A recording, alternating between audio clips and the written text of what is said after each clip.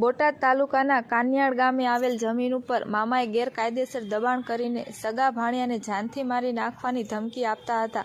ત્યારે અરવિંદભાઈ જશુભાઈ ચૌહાણ આજે બોટાદ કલેક્ટર કચેરીએ અરજી આપવામાં આવી છે કે મને મારી જમીન ઉપર ખેતી કરવા માટે રક્ષણ આપે, મારી જમીન ખાલી કરી આપે। તેના સમર્થનમાં રાષ્ટ્રીય પંચાયત એકતા મંચ અધ્યક્ષ મંજીભાઈ સોલંકી, વિઠ્ઠલભાઈ સાપરિયા,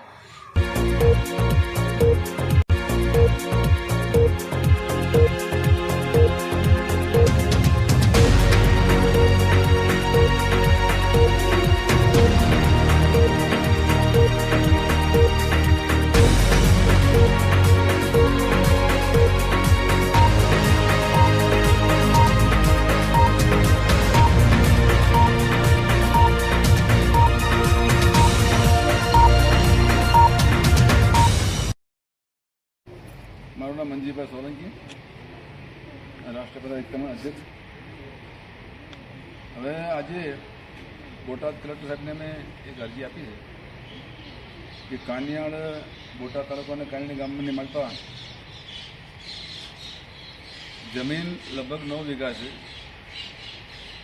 અને જે વારસાઈમાં આવતી હોય સંતાનોમાં, એમાં બેનના ખાતે જમીન મળી હોય દીકરીના, એના 2 દીકરીના ખાતે જમીન 9 વીઘા આવી છે। એટલે આ ભાઈના મામા અને મામી જમીન વાવવા દેતા નથી। આ જમીનના તમામ લાગતા આધાર પુરાવા તમામ અમારી પાસે છે। આની અગાઉ પણ 2-3 વખત પહેલાં અમે આધાર પુરાવા રજૂ કરેલા છે। જમીનમાં જાય એટલે અભદ્ર ભાષાનું વર્તન કરે, કોઈને પગ મૂકવા ના દેવો, જાનથી મારવાની ધમકી આપે, વારંવાર અધિકારીઓને જાણ કરતા હોય અને અધિકારીઓ અધરો જવાબ આપતા હોય, એના કારણે મોટી મોટી ઘટનાઓને અંજામ લોકો આપે છે।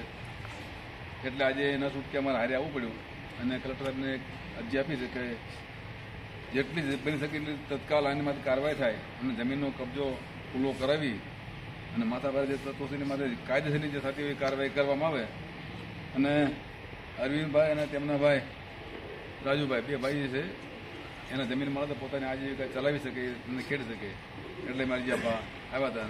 આની માટે યોગ્ય કાર્યવાહી નહીં થાય તો આવનારા સમયમાં અમે બીજા પણ પ્રોગ્રામો આપશું। જય ભીમ, જય ભારત, જય સંવિધાન।